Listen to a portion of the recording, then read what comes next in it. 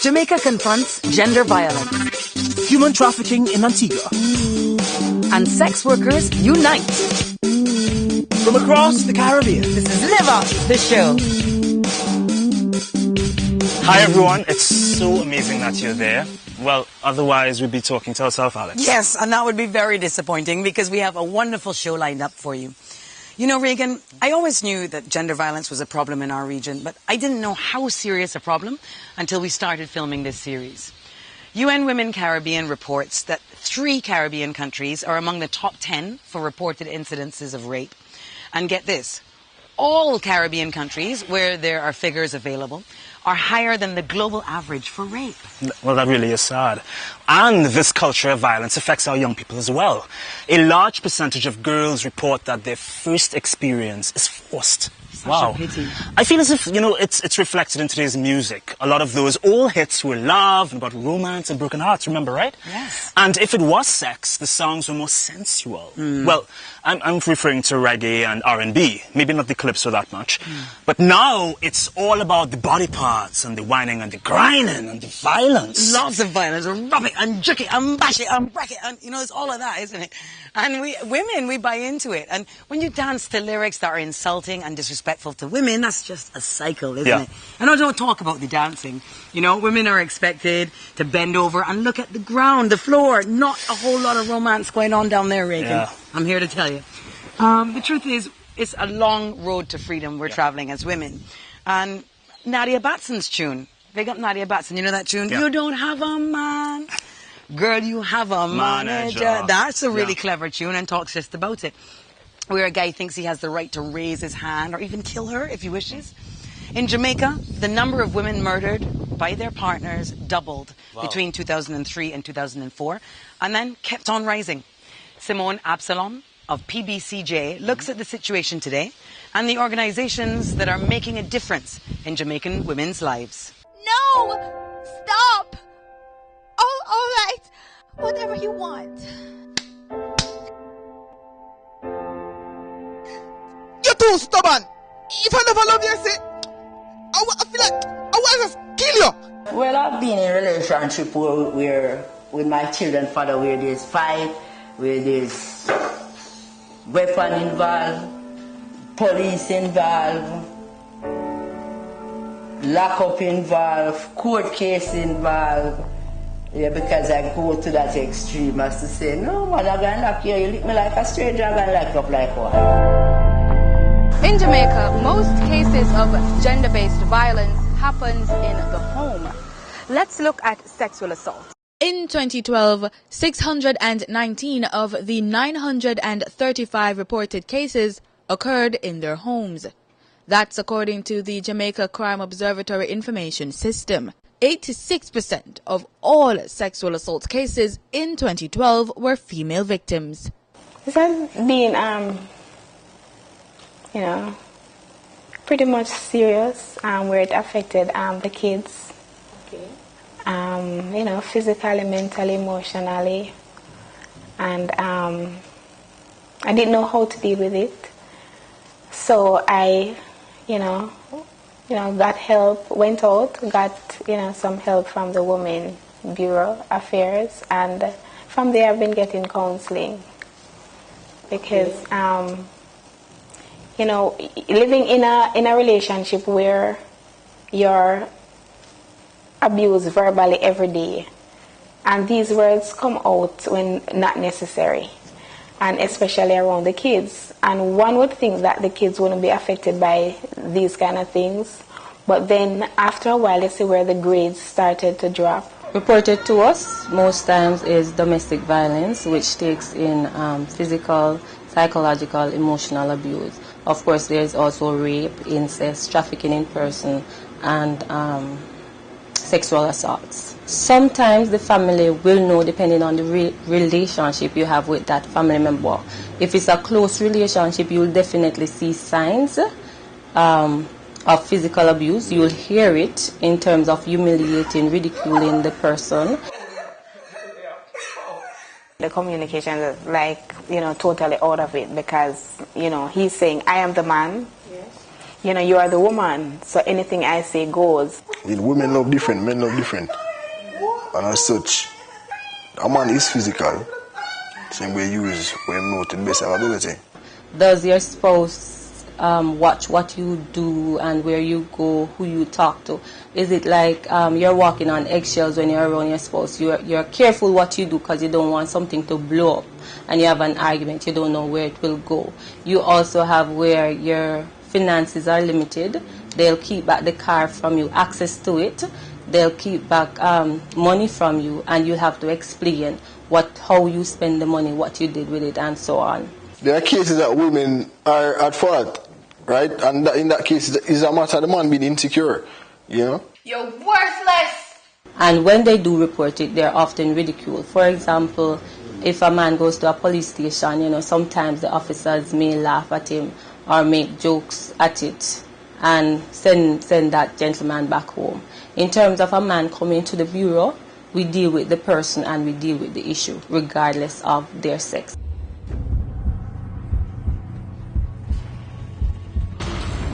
Well, in an abusive relationship, you have a power imbalance where the man is the decision maker. The man has more power in that kind of relationship. So the woman is normally fearful. Therefore, she would not say to her partner, let us use a condom. Yes, it's an issue because women who are oftentimes abused, they are at higher risk of being infected with an STI or STD. Yeah, because they lack the negotiation skill to tell their partner, ask their partner to use a condom or to negotiate for safer sex. Sounds familiar? Here's what you do in that situation. In condom negotiation, you choose an appropriate time. So in the heat of the moment, you're getting together to have sex. You don't just come pop up and say, let us use a condom, baby. You wouldn't do that, yeah? You'll choose an appropriate time to say, have the discussion, have this dialogue with your partner about condom use. What we encourage persons to do as well is focus on the benefits of using a condom. Focus on the positives of your relationship. You don't approach somebody saying like, I want to use a condom because you've been unfaithful to me.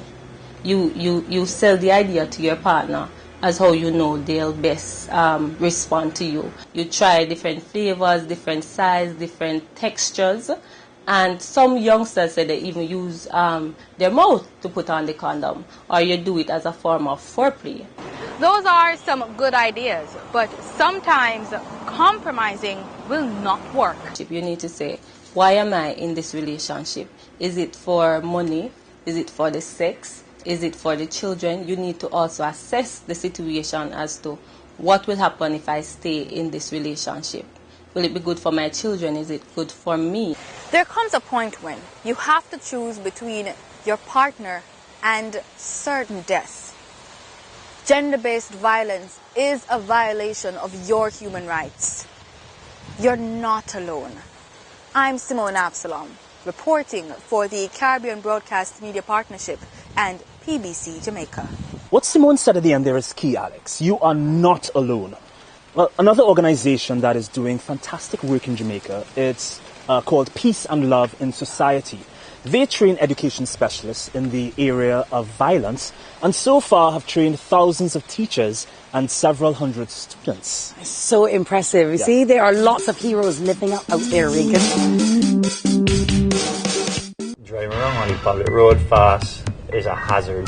Drinking and unprotected sex is just another example of careless and irresponsible behavior.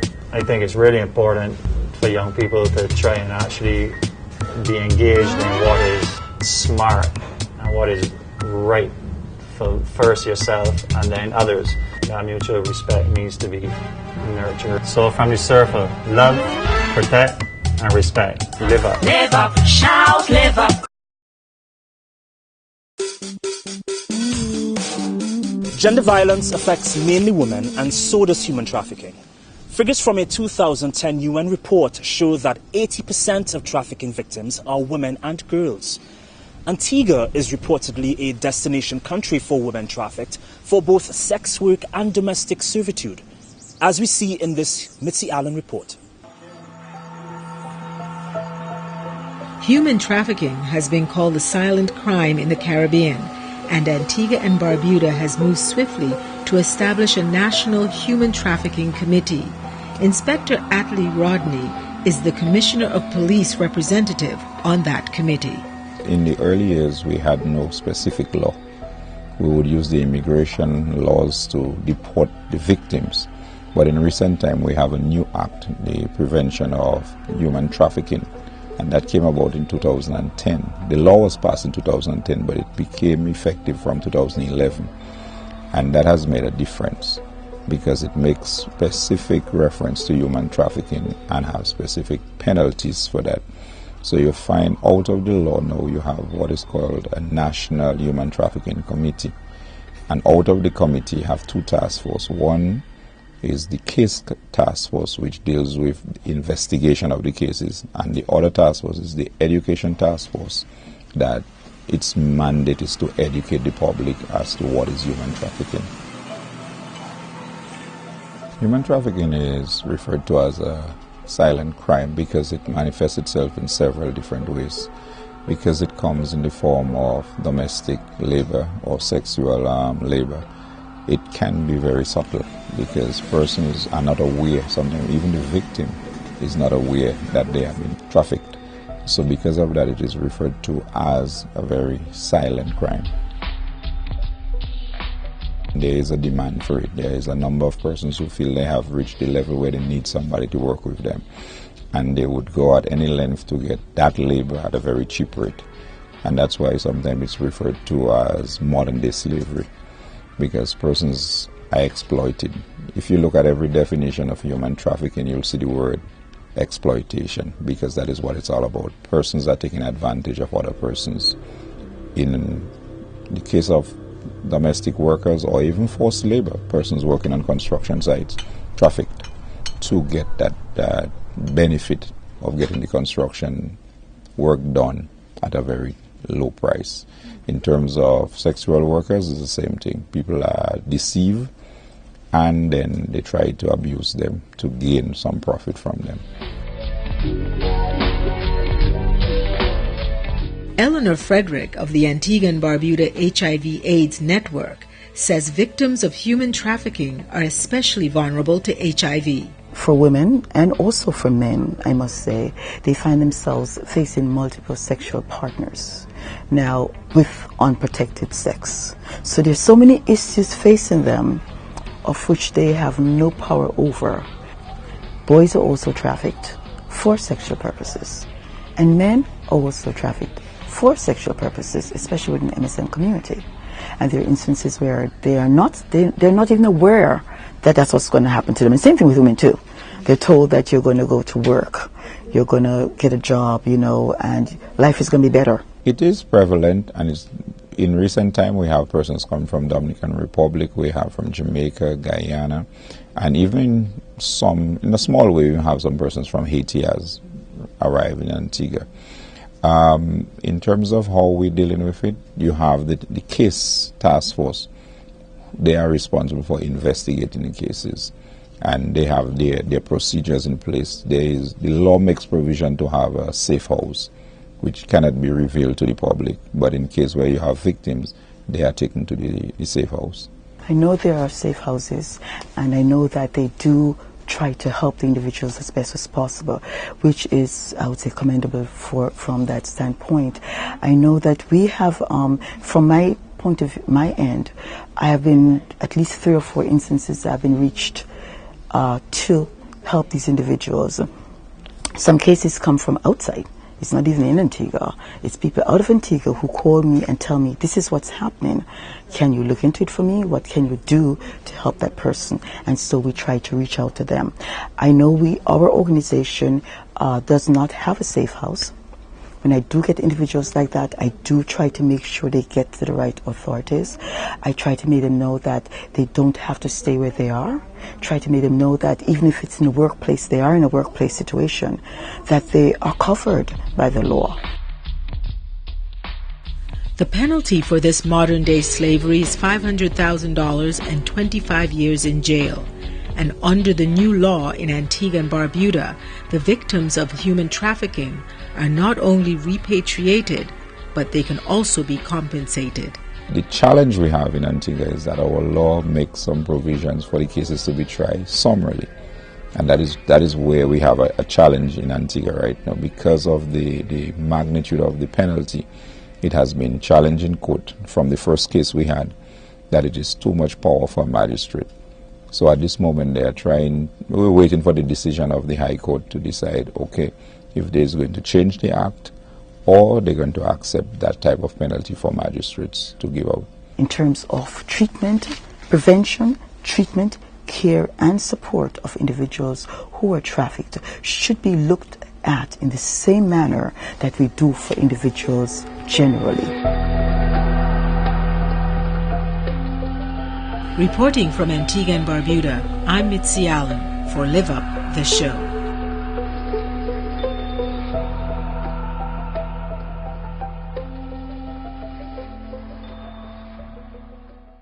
Even when there are laws, it seems as though they are not often enforced.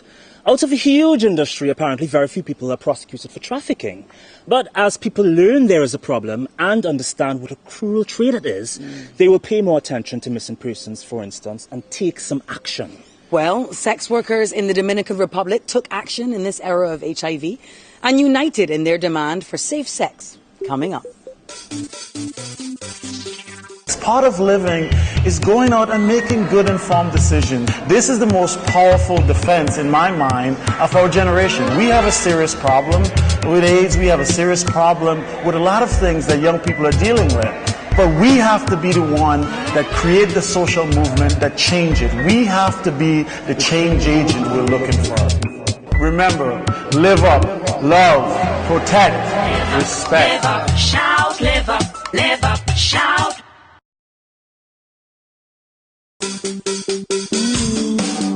In this month's look back at the best of Live Up, we bring you the Pulitzer Center for Crisis Reporting story of sex workers in the Dominican Republic who get together to try to ensure safe sex with their clients.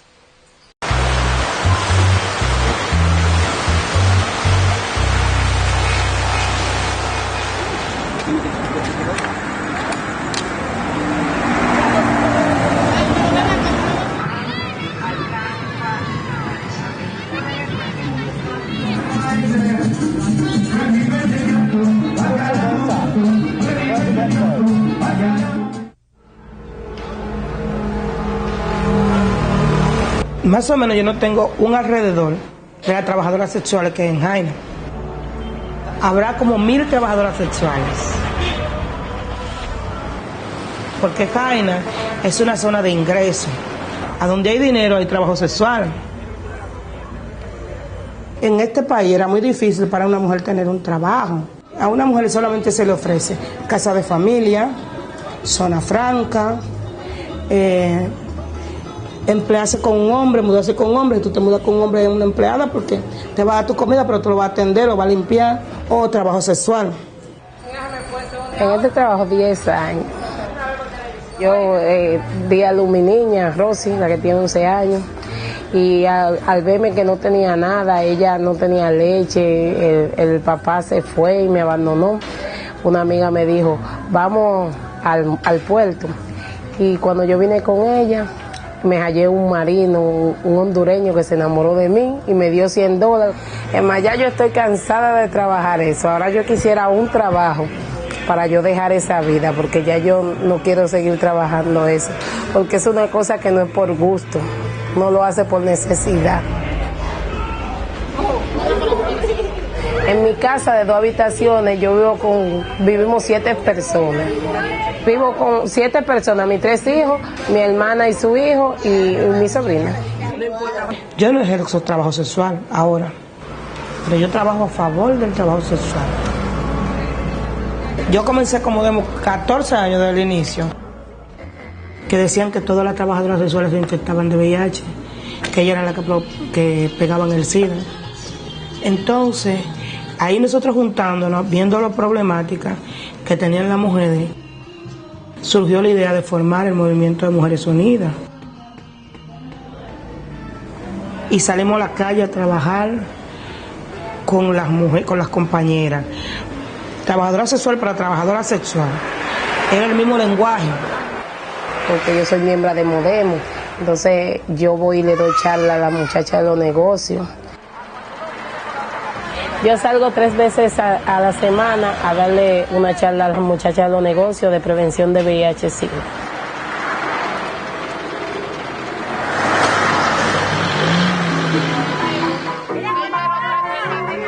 Cuando nosotros fuimos a Semana Santa, yo fui al bar, al Sifón de Radamés, a enseñar a la muchacha sobre el uso correcto del condón. Hay bastante que no les gusta usar el condón. Hay muchos que te dicen, no, yo te voy a dar $100, pero yo no voy a usar condón. Y nosotros decimos, no. No hay condón, no hay sexo. Female sex worker cannot protect herself unless the man wants to protect himself. There is a female condom, but it's very uncomfortable, and it's about 5 or 10 times more expensive than the male condom. So the woman is really at a disadvantage in this game. And they realize that this disease they have to work to help solve.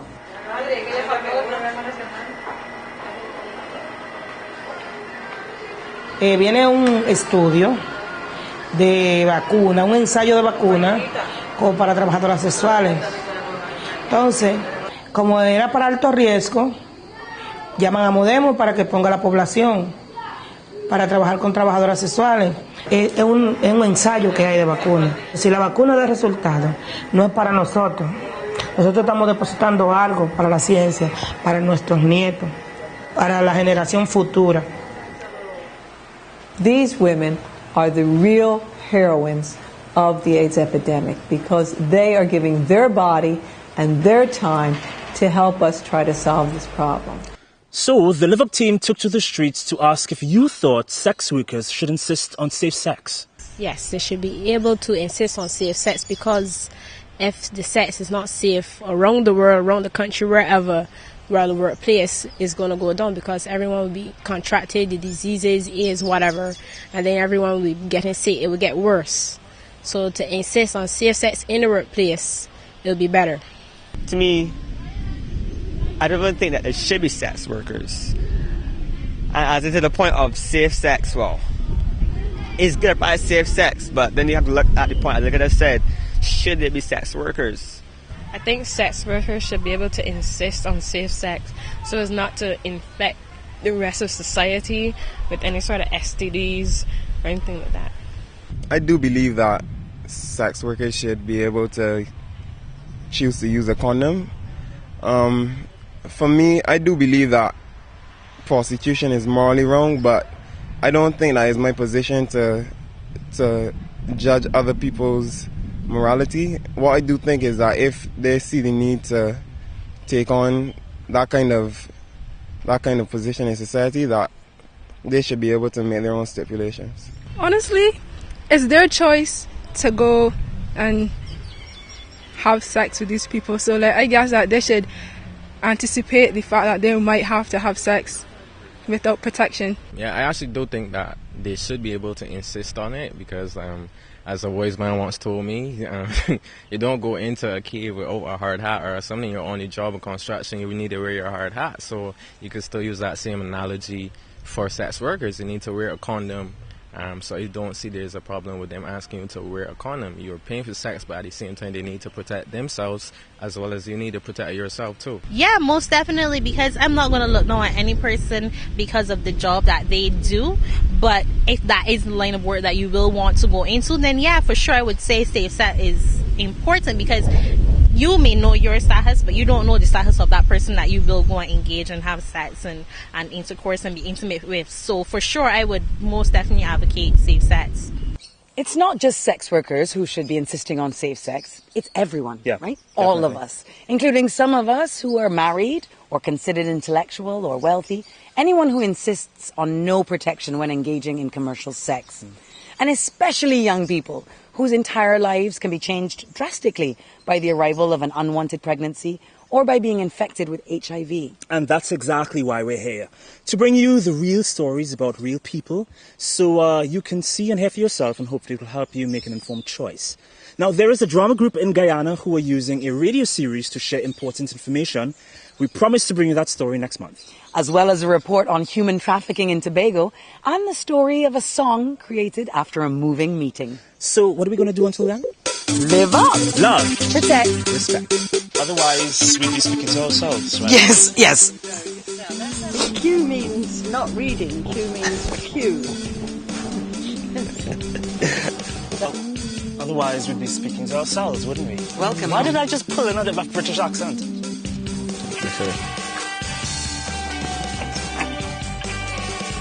From across the Caribbean.